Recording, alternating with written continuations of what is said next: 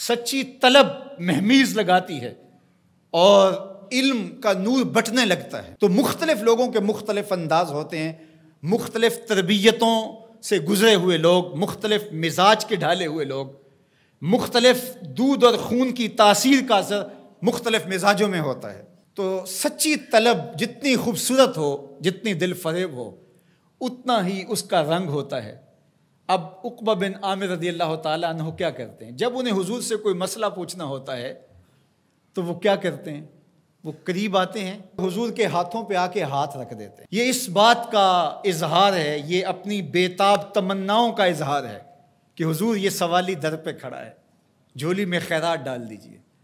اچھا، حضرت عقبہ بن عامر کہتے ہیں کہ یہ تو میرا انداز تھا حضور کے پوچھنے کا۔ ایک دن حضور کا جی آیا مجھے کچھ بتائیں، تو حضور میرے نیڑے آئے اور میرے ہاتھوں پہ ہاتھ رکھ دیے۔ اللہ اکبر، جس طرح تو پوچھتا ہے میں بھی تجھے ایسے ہی بتاؤں، کوئی ایسا کریم بھی ہوگا؟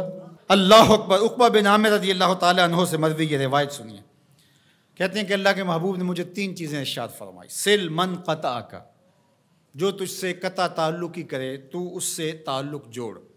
وعط من حرمک، اور جو تجھے محروم رکھے تو اس کی جھولیاں بھر دے۔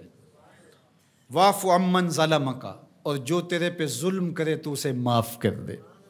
حضور نے 3 چیزیں قسم کر کے کہیں، اور اس میں سے ایک چیز حضور نے فرمایا میں محمد صلی اللہ علیہ وآلہ وسلم رب کی قسم کر کے کہتا ہوں کہ اگر تم معاف کرو گے تو تمہاری عزت میں فرق نہیں پڑے گا۔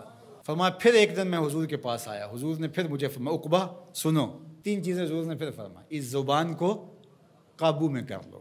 دوسری چیز حضور نے فرمائی اپنے گناہوں پہ رویا کرو۔ اور تیسری چیز حضور نے مجھے فرمائی کہ اے عقبہ بن عامر، گھر میں بیٹھ جایا کرو، گھر میں لگ کے رہ جاؤ۔ فتنے نمودار ہو جائیں تو پھر گھر میں بیٹھ جانے میں عافیت ہے۔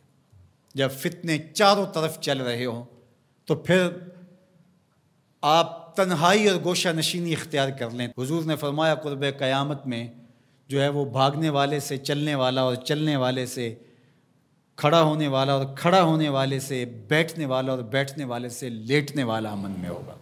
اللہ اکبر۔ حضرت انس بن مالک رضی اللہ تعالیٰ عنہ فرماتے ہیں کہ میں نے رسول کریم صلی اللہ علیہ وآلہ وسلم سے سنا، جو شخص یہ چاہتا ہے کہ اس کی عمر میں برکت ہو اور اس کے رزق میں برکت ہو تو وہ صلہ رحمی کرے، وہ رشتہ داروں کے ساتھ سلوک اچھا کرے۔ اب ہر بندہ چاہتا ہے میں رزق میں برکت ہو، ہر بندہ یہ چاہتا ہے میری عمر لمبی ہو، صحت والی لمبی زندگی پاؤں، ہر بندے کی یہ آرزو ہے۔ فرمایا یہ 2 چیزیں جو چاہے تو اسے کیا کرنا چاہیے؟ رشتہ داروں کے ساتھ سلوک اچھا کرے۔